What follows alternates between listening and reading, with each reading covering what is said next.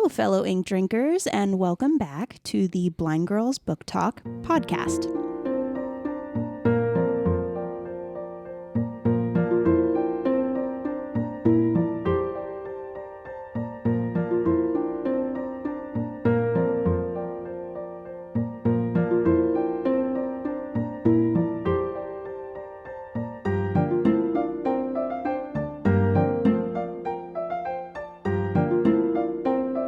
My name is Aria, and like we said last week, Belle is not here today, but instead I am joined by my wonderful friend, Z. Hello, people. So Z is here today also, too, because I wanted to gush about my favorite book, one of my favorite books, which is Love Hypothesis. And Belle, she hasn't read it yet. And even though both Z and I keep telling her, get on that, she still refuses to because it's romance, and Belle and romance, of course, just they don't mix very well. Don't mix at all.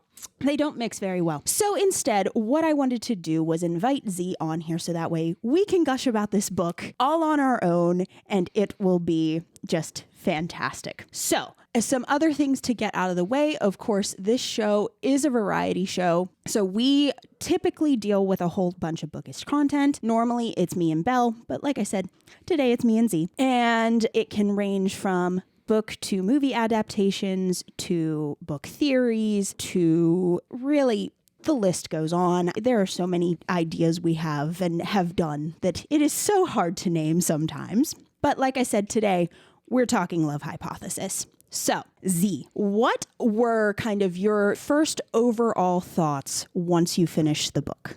Kind of first overall thoughts was like, oh my God, this is a character whose brain works the same way mine does. Yes. Very much so. She's very, very relatable in like the awkwardness and the introvertness and kind of being into like furthering an education, which is very similar to what I did. And that's kind of, I think, the one thing that I also really loved about this book is that she's just so awkward and like the social anxiety and everything. I'm like, I relate to this and I love her. Like, I love her all the more for it. Now, any other general thoughts? Very relatable main character. It was also just the flow of it, how this author wrote. It was very much like you were drawn in immediately. There wasn't any part, because there are some books where I'm like, I really love them, but there are some chapters where I'm like, oh God, is this going to ever end? Mm-hmm. But with this one, she kept you engaged in it. You really were pulling for what was happening between Olive and Adam. At the same time, you were drawn into her whole research driven goal, and you're like, oh my God, I want you to get funding, I want you to find a lab, I want you to be able to like pursue your dream, because it was very, very admirable. Mm-hmm. Yeah, and I agree with that as well. I mean, like of course, because I knew I wanted to use this book as a talking point for either the blog or for this podcast. And so normally when I have come across a book like that, I just take notes on it. And so I was looking through my notes, and a lot of mine were pretty much like, I knew how the story was going to go. Like, I knew certain things. We are going to get into spoiler territory. So if you don't want to be spoiled by this book, you are now officially warned. Come back later once you read, come back later. But like, I knew in the beginning that like bathroom guy was going to be Adam. I knew that like the bad thing that made her want to go into science in general was pancreatic cancer for a relative of some kind. That Benson, one of the other doctors, was going to be Adam's friend. Like, you know, I knew how it was going to go, and I still loved it. Like, I still loved every minute of it because it was so good. Now, I know another one of my notes is that I just found this book so freaking hilarious. Like there were multiple times that I was like cackling at this book. And as before we started recording, I was looking through my flags copy just to reacquaint myself with everything. And there was stuff that I was just like, I'm still cackling at this. Did you have kind of a similar? Very much so. There were just so many lines. And I remember because we were reading it about the same time. Yes. And it was just, I remember like the text thread back and forth of like, oh my God, this line is hysterical. Yes. Or like, you know, like my other half was like trying to sleep. It is like 11:30 at night. And I'm like, oh my God, are you still reading? I can't put this down. I have to finish this. I cannot go to sleep until I finish this. I know. Yeah, because how long did it take you to read that book? I read it in a day. I think mine was 2 days, but I think I had something like big going on like the next day, so I couldn't like just stay up all night even though I wanted to. I was like, oh, I should not have done that. I regretted it the next day, but I did it. I was dedicated. Yeah, you were very dedicated. I was just kind of like, I have to be an adult here. I have to be an adult here. I have to do it. Now, do you remember any of your favorite lines from it? I really loved, and we are in spoiler territory, toward the end, just the giant pumpkin spice debate that happened when they went on the double date with their best friends. Yes. And it was just so hysterical because it was like, oh my God, we've gone onto this tangent of pumpkin spice is not a spice. It does not contain pumpkin. It has more sugar than so. It was just hysterical. Yes. It is just like, I was reading it this morning and it's like, it's still great as it was the first time I read this. Yes. That part of the book was really funny. I think just one line over all that I loved was the carry yourself with the confidence of a mediocre white man. Yes. Oh my God, that was another good one. That was fantastic. That line, I came across it in my flags and I was just like, I still love it. It's so good. I still love it. Again, I think the other thing too is I do love like Adam and Olive's relationship like through it all, because he very much like understands her anxiety and is just kind of like, I'm gonna help you, like you got this, it's okay. But like he's not like overbearing like some of the other people, like some of the other characters in her life are. Like her advisor specifically, I'm thinking of the scene where her advisor's like, oh, you're going to go give this talk, like you've been selected to give this talk, and Olive is just like, no, this is going to go horrible. No, absolutely not. I hate it. Nope. And she's like, no, you got this. Like, carry yourself with the confidence of a mediocre white man. You've got this. Like, it's fine. And then she goes and tells Adam the same thing. And he's just kind of like, all right, like, I get it. It's fine. Here's what happened. Here's what happened to me. And so I get why you're scared. And you have every right to be scared. But like, let me look over your slides. I'll help you. Like, it was that kind of thing. And I'm just like, Very much, because it was never just like the whole, like her advisor, but she's also advising so many other grad students and everything. She's like, you can do it. You'll be fine. You can do it. And he's like, okay, yep. I know what your problems are here. We can help with these things. Yeah. And even before they even get into the relationship, just the beginning of their whole plan. Right. And she's like spiraling and he's just like, yeah, that'd be terrible. Yeah, that'd be more terrible.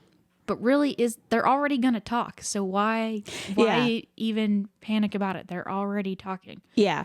He doesn't like push that anxiety away for her. He's just kind of like, okay, I see your point, but here's this other point that you need to consider. And I feel like that kind of encapsulates, like, as someone with anxiety, that encapsulates what I want in like my friends or like any sort of romantic interest. Like somebody who can be like, okay, I get it, but like, here's your counterpoint so you can stop spiraling. Exactly. Not someone who just like, oh no, you're gonna be fine, everything's fine. Someone who can actually sit there and be like, I acknowledge what your weird ass brain is doing, but here's something you are not considering. And then it's like, oh, okay. That feels so much better than telling someone who's spiraling, you're going to be fine. It's fine. It's really not that bad. Yeah, that don't help nothing. Right. Exactly. Especially when you're in the middle of a spiral. Cause like there are times when I'm just like, please stop talking. You're trying to help. And I respect that, but you are not helping me in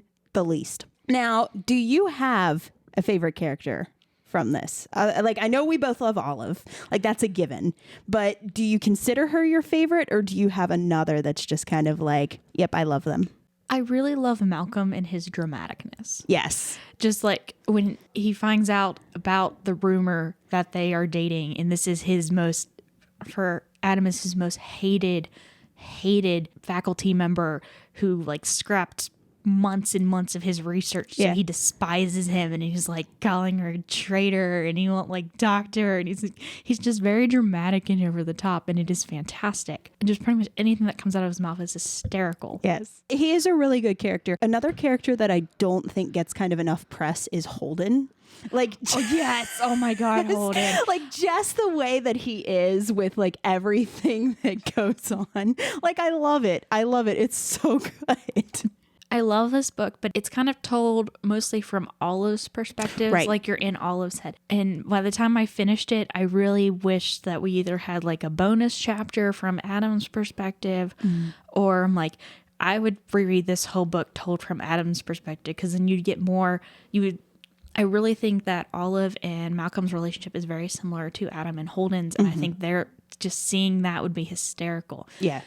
Yeah. I agree. I think because of course it's a huge thing now for, popular romance series like Twilight and, what was that other one that I'm blanking on? Like 50 Shades of Grey and everything like that is just like, we're going to tell the exact same story, but from the man's perspective. And there are some books that I'm just like, well, in the case of those books, I'm just kind of like, no, we don't need this. Like, we don't want this. Yeah. No. But like, this is a book where I legitimately would love it to be told from Adam's perspective. Like, that would be such a cool way, like especially with kind of like how he kind of like really like kind of love at first sighted with her very much. And like especially because you don't find out till the end is like, oh, it's toward the end basically, oh, he's been pining for her since the bathroom incident.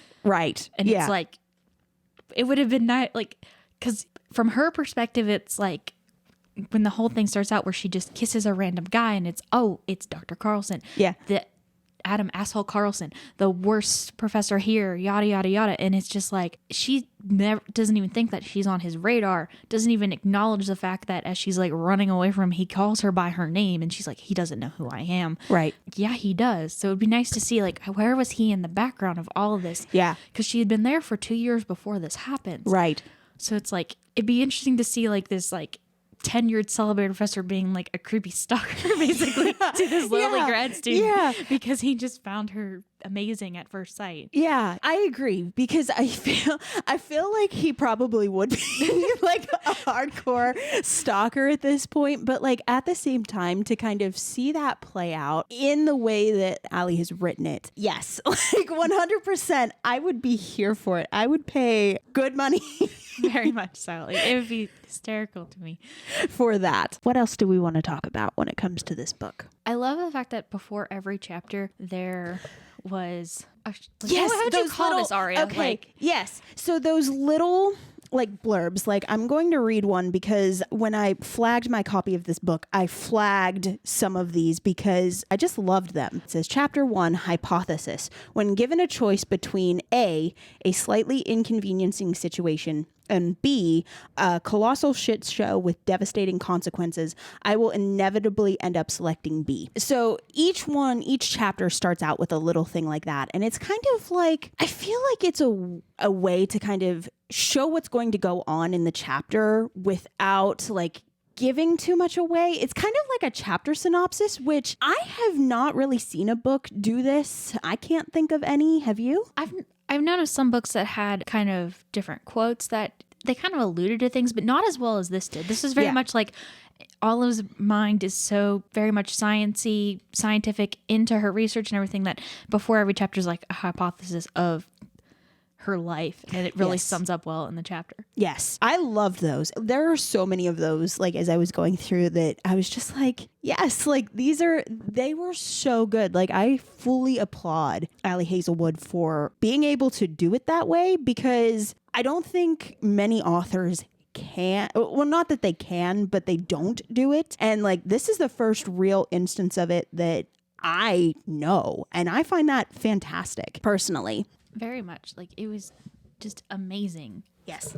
Yes, I agree. They were all very entertaining, and I do think we screenshotted some of them back and forth. I think I screenshotted some of them because I will do that a lot, and I did this a lot with this book of different quotes and stuff like we mentioned earlier, where I would like take a snap of it from my Kindle and I sent it to my significant other because I thought it was hysterical. And he's like, "What are you even reading?" Because he's like, "I am so confused." Yes. There are a lot of good lines in this book, and I know this book is definitely one that has gone around on like Book Talk and BookTube and Bookstagram and all of the book places. And a lot of people, and I'm included in one of these people, when a book goes around like that, I'm kind of like, but is it really that good? Like, you know what I mean? You're just kind of like, but is it really? And in this case, I will say with 100% certainty that this book is totally worth the read, because it's just, it's fun. It's a fun read. It really is. My only disappointment is the fact that her next books aren't coming out anytime soon. I know. It's soon now. It's like June, but that still feels like forever in the life of a reader. Yes. Because we both finished this book and we're like, oh my God, she wrote other things, and it was so excited. We were going to jump on it, and it's like, oh, they don't come out until later in 2022. Yes. Like, sitting patiently, I have no patience. This is not going well. Oh yeah, I agree. I saw a thing where it was like Audible launched a version of one of her other books, and I was super excited about it. But then it was like, it was only for like pre-order or something. And then it was like the audiobook was only like 3 hours long, which like I don't normally get shorter audiobooks personally, because I just kind of want it to be kind of worth my time, I guess, you know, like worth the credit for the amount of time. So I was like, I'm just going to have to wait until this comes out. It is a very hard wait. It is. But she very much was someone who like brought us in, and we were intrigued by it, because it's actually real cool, because she actually is a professor in real life. Mm-hmm. And so she's like, I just write what I know. And it's like, but it's so relatable. Yeah. Like what you know is relatable by so many. Thank you for wanting to start writing. Yes. Yeah, I agree. I am definitely glad that this book kind of came out, because I think this is going to kind of open up some people's like perspectives and that kind of thing, like for kind of like how to tell a story essentially, like, and how to just kind of do things that you don't normally see, I guess is the best way I can think to describe it. I really love the fact that the story was just set in the world of science, which was pretty cool, because there's a lot of books that they try to set it in the world of science and they do a really bad job of it. Like, right. There's an author that I love who she wrote, and she has like a character who's like getting into vet school, and she's like, oh yeah, she's doing these classes online and she's going to work here. And like, that's not the real life, dear. Right. That's not how that works. And this was very much real life. This was very much like Olive was like, yep, I go to all these talks because there's going to be free food to help with my food budget. Right. She bikes everywhere because she cannot afford a car. Like, she very much is your typical grad student. Right. Trying to make it through. She's got a lot of late nights in the lab. One of my friends from outside, that she did a grad student program, and would text her at 3 a.m. because her project involved baby sheep is really cool. And she's like, yep, it's lamb watch. And I'd get snaps at like 4 a.m. She's like, not allowed to sleep. We're doing checks. I may fall asleep in the pen. I'm just like laughing hysterically because I'm like, that's your life, man. You got this. Right, exactly. I do like that it's very relatable to kind of the real life experiences and that kind of thing. It's just, I don't know. Again, I cannot talk enough about how much I love this book. We could probably sit here and talk about how much I love this book for hours. Very much so. Because it's that good, man. It's that good. It was wonderful. It was. Like I said, characters, very relatable, very entertaining. There really was no boring part to it at all. Yeah. From the amount of flags that are in this book, there is definitely like no boring parts in this at all. All right. Well, we are actually kind of wrapping up on time here. Is there anything else that you want to add, Z, before we close out? Highly recommend reading this book if you have not yet, and checking out her coming work, because Allie Hazelwood, very great author. We thank you so much for blessing us with your brilliance. Yes, I agree. I 100% agree. Well, like I said, that's about all the time that we have for today's episode. Of course, if you like what you're hearing, like what me and Belle do and what me and Z did today, of course, feel free to share it with your friends. It really helps us to grow the show. Of course, if you don't want to do that, hey, that's fine. No big deal, but it really does help us to grow the show. And then next week, Belle is going to be back. And unfortunately, I don't know what we're going to be talking about. So it is going to be a surprise for everyone. But it could be a very good surprise. Yes, I'm sure it will be a fantastic surprise. I don't know what that surprise is. So we will see you guys next time. Bye. Bye.